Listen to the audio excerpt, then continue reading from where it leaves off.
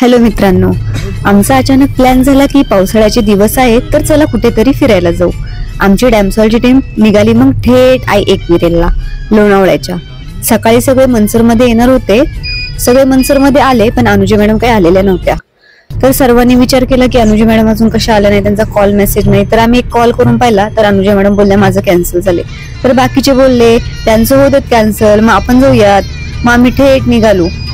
मग गाडीत बसल्या बसल्या ह्या सर्वांना अचानक लगेच भूक लागली तर सगळे बोलायला लागले की चला आपण काहीतरी नाश्ता करू। आम्ही गेलो महादेव हॉटेलला। तिथे गेल्याच्या नंतर आम्ही मिसळ घेतली आणि खरंच उत्तम क्वालिटी आणि टेस्ट होती मिसळची।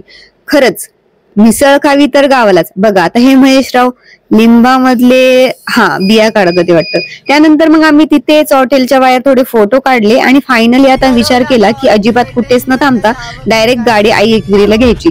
गाडीमध्ये या सर्वांची थोडी मस्ती चालू होती, भांडणही चालू होती। मग जाता जाता थोडासा निसर्गाचा मस्त आनंद घेतला आणि त्यानंतर आम्ही आलो जवळजवळ कारल्याला। पण आता आमच्या सोबत झालेला सगळ्यात मोठा प्रॉब्लेम तो म्हणजे I-एकविरेला जिथे भरपूर गर्दी, गाडी पार्किंगचा तर प्रॉब्लेम होताच, भरपूर पाऊस, गाडीच्या खाली उतरणं सुद्धा कठीण। मग त्यानंतर समजले की गाडी लावून वरती 7 ते 8 किलोमीटर जावं लागणार। सगळे बोलले आम्ही एवढं चालू शकत नाही ना, आम्ही एवढे चढू शकतो। मी तिथून युटर्न घेतला आणि म्हटलं चला इथे जवळ कुठला तरी स्पॉट असेल तर तिकडे जाऊ। तर बंटीने सुचवलं की इथे जवळ एक विसापूर म्हणून स्पॉट आहे, चला मी तुम्हाला नेतो। एक 38 किलोमीटर आणि एक 18 किलोमीटर म्हणून होता रोड। तर हा बोलला चला 18 किलोमीटरचा जो रोड आहे तिथनं जाऊ। तर तुम्ही बघू शकता ह्या रोडला फक्त एका वेळी एकच गाडी जाऊ शकते। मग बंटी खाली उतरला आणि दुसऱ्यांच्या गाड्या काढून देऊ लागला आणि नंतर काय चुकून दुसऱ्याच गाडीत जाऊन बसला। मग हळूहळू आम्ही कसं तरी त्या रस्त्याने गेलो। खूप आमचा टाइमही वेस्ट झाला आणि सगळी मंडळी खूप वैतागलेली होती। मग हळूहळू आम्ही त्या रूटने गेलो आणि त्या रूटने गेल्याच्या नंतर कसं बस आम्हाला एक धबधबा दिसला। मग समजलं चला आता कुठेतरी काहीतरी आले आणि आम्ही कुठेतरी आलोय बाबा जवळ। मग बंटी म्हटलं अरे हेच विसापूर आहे, पण अजून गाडी घाटाने पुढे जवळ जवळ न्यायची। मग म्हटलं चला आता काहीतरी चांगलं दिसतंय, माणसंही दिसतंय, गर्दीही दिसतीये आणि वातावरण चांगलं दिसतंय। मग आम्ही निघालो थेट त्याच रोडने समोर। तर मग आमच्यासोबत परत दुसरा प्रॉब्लेम इथे असा झाला की हा जो घाट आहे हा खूप डेंजर घाट होता। मग आम्हाला गाडी जिथपर्यंत नेता आली आम्ही तिथपर्यंत नेली आणि ती गाडी तिथेच जाग्यावरती ठेवून आम्ही थेट पायी निघालो। आमची पूर्ण टीम पायी निघाली। पाऊसही येत होता, खूप वारही होतं आणि त्यावेळेस आता निखिल सर बघा कसं इंट्रोडक्शन देतात ते सगळ्यांचं। तर तुम्ही बघू शकता ही स्वाती आहे, ही माझ्या मागे लागली होती मला कुठेतरी फिरायला घेऊन चला। आता अशा ठिकाणी घेऊन आले वर्षभर नाव नाही घेणार। महेशराव एकटाच आलेलं आहे, हे बघा इकडं डोरेमॉन, हे बघा वायरी बिरी बांधलेलं आहे, हे आमचा बंटी, हे बघा हे बुटकं वांग आणि हे म्हणत बदक कसं येड्यावानी। चला मग झालं, थेट निघालो। अर्धा तास चालून आम्ही खूप थकलो होतो। मग आम्ही सर्वांनीच ठरवलं की चला आता पहिला चहा घेऊयात। पाऊस आणि चहा यांचं नातं तर तुम्हाला माहितीच आहे। मग इथे चहा घेतला आणि मग थेट निघालो पुन्हा एकदा पायी।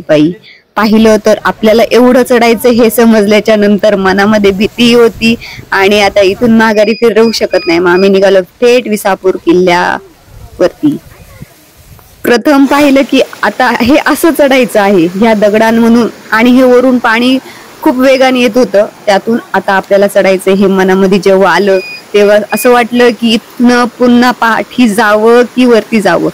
पण विचार केला की बाकीचे जातात तर आपण का नाही जाऊ शकत। मग आम्हीही हळूहळू हा सगळा अनुभव घेण्यासाठी इथनं ह्या भयानक रस्त्याने जायला सुरुवात केली, कारण दुसरा कुठलाच रूट नव्हता। आणि वरती पोचलो तर बघा निसर्ग, आनंद, म्हणतात ना नेटवर्क नसलेल्या ठिकाणी मनाच्या शांततेची रेंज मिळते, तसं झालं काही। वरती किल्ल्यावरती काय काय आहे हे सगळं आम्ही अनुभवलं आणि मग नंतर आम्हाला समजलं की इथे एक मंदिर आहे। मग आम्ही त्या मंदिराच्या दिशेने गेलो। तिथे मंदिराजवळ पाहिलं तर तिथे भरपूर माणसं होती। मग आम्ही तिथे थोडा वेळ थांबलो। त्याच्यानंतर पुन्हा या लोकांची भांडणं सुरू झाली। भांडणाचा टॉपिक फक्त हाच की बंटीचा प्लॅन फसला, बंटीमुळे आपल्याला एवढ्या भयानक रोडने आणले। म्हणजे यांना म्हणायचे बंटीचा प्लॅन फसला। जसं जत्रा पिक्चर मध्ये तो मोन्या होता ना, मोन्याची कशी प्लॅन फसायची, तसं बंटीचा ऐकून इकडे आलो। आता उतरायची वेळ आली तेव्हा सगळेजण खूप घाबरलेले होते, कारण तुम्हीच पहा गर्दी भरपूर होती आणि पावसाचा वेग हा खूप वाढला होता। पाऊस एकदम जोरात लागत होता आणि ह्याच रूटने पुन्हा उतरायचंही होतं. त्याच्यामुळं मनामध्ये भीती आणि पायी वगैरे सटकायची भीती होती. मग कसं तरी आम्ही कसं उतरल्या गरम गरम वडापाव आम्ही घेतला, वडापाव खाल्ला. त्याच्यानंतर पुन्हा आम्ही गाडीत बसलो आणि मस्तपैकी आता पुन्हा रिटर्न निघालो. अवस्था तर तुम्ही बघू शकता काय झालंय. सगळ्यांची अवस्था खूप बेकार झालेली होती. कसं बस आता आम्ही गाडीत बसलो होतो आणि पूर्ण भिजलेलो होतो. स्वतःला सेफ फील करत होतो की आपण सुखरूप आता आपल्या घरी जात आहोत. आणि अशा प्रकारे चला आम्ही आमच्या परतीच्या प्रवासाला निघालो आणि आम्ही आमच्या घरी आलो.